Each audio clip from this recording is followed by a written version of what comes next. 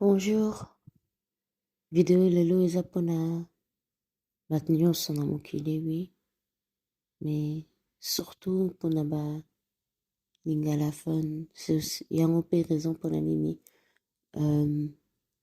nalingi nasala video na lingala. Nalingi topartage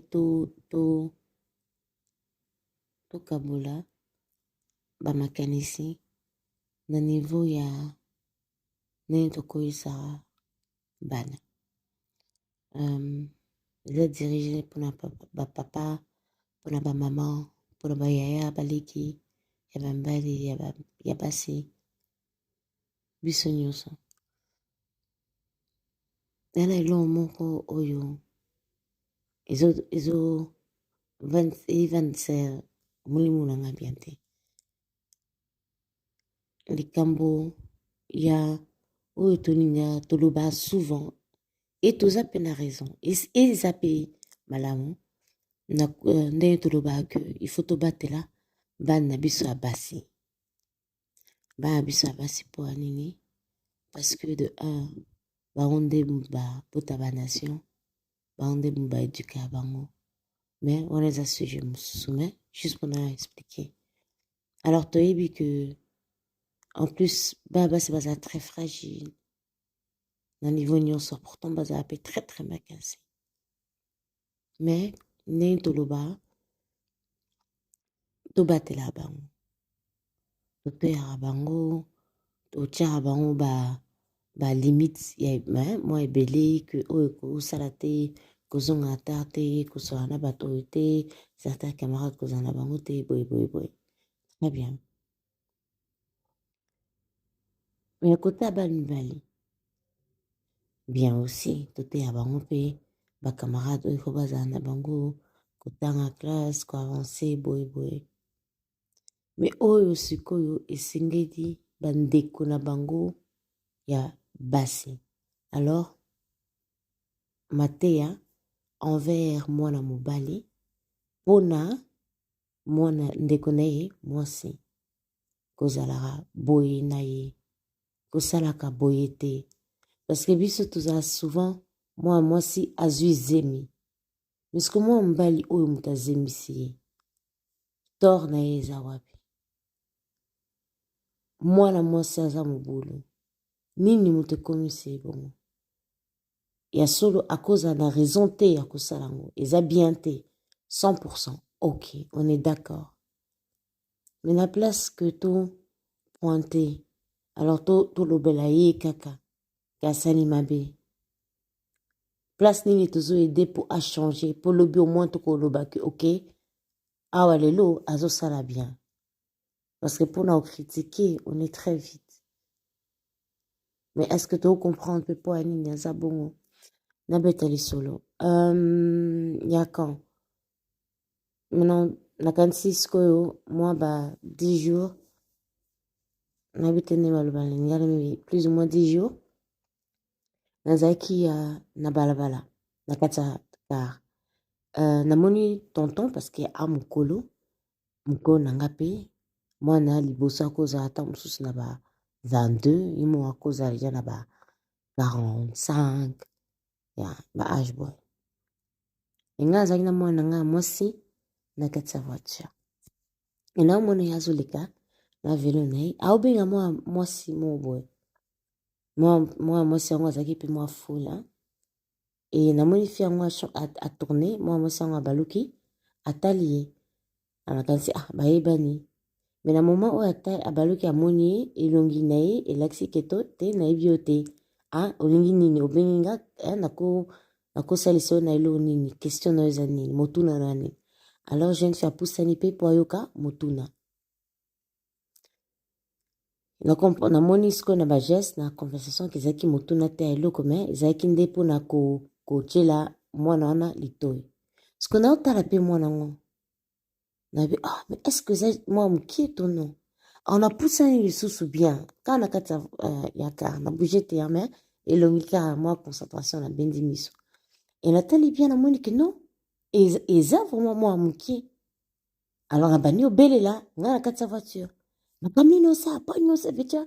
Moi, hein, pour la minute, on a ça qui nga mwanzoto malili. Nako accepter yango te alors nakabani oganga. Et na gang lipe mwana mwasi wana na yebi mwana petite sœur okozonga ka ndako ou bien place okende continue nzela ni ekosolisa ye te. Ape ye mpe na gangeli ye.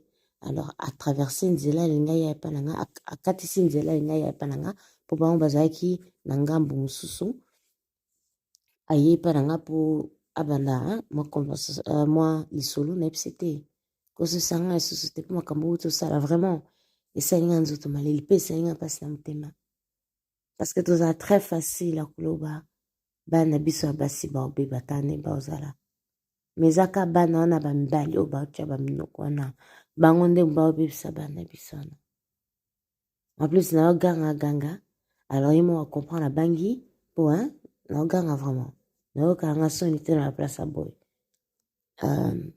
e mwana wana abandi okende alors aye ape nalolobela ye mpe apres ye mo elobi wi nayeba ye te na nsima namona ye nde metango bayoki na comprendre nzoa nde mwana mwa ya 15 ans cestadire yo mo mpo otunaki okomprenaki me lisolo oyo continuaki jusqu'au moment ke ngai na bandi oganga apres nde non yango te alors toteyaka mpe bana biso ya mibali omona tonton ye nde moto aosala niese mabe na kati ya ndako niese sikoyo abandi ose rebele kobima libanda oyo eza bien te mais eza réaction na ye na minute wana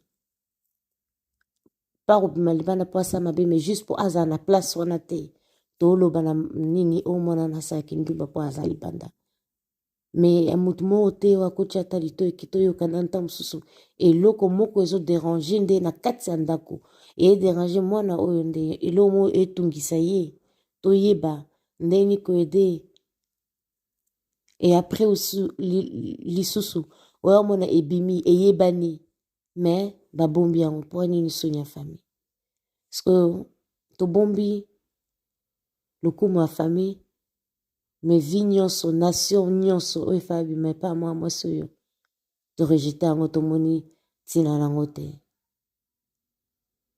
mabe baconséquence mpe ezala eza teke asali tokangi miso totiki eleka non mabe makasi epe pasi mpona mwana mwasi songolo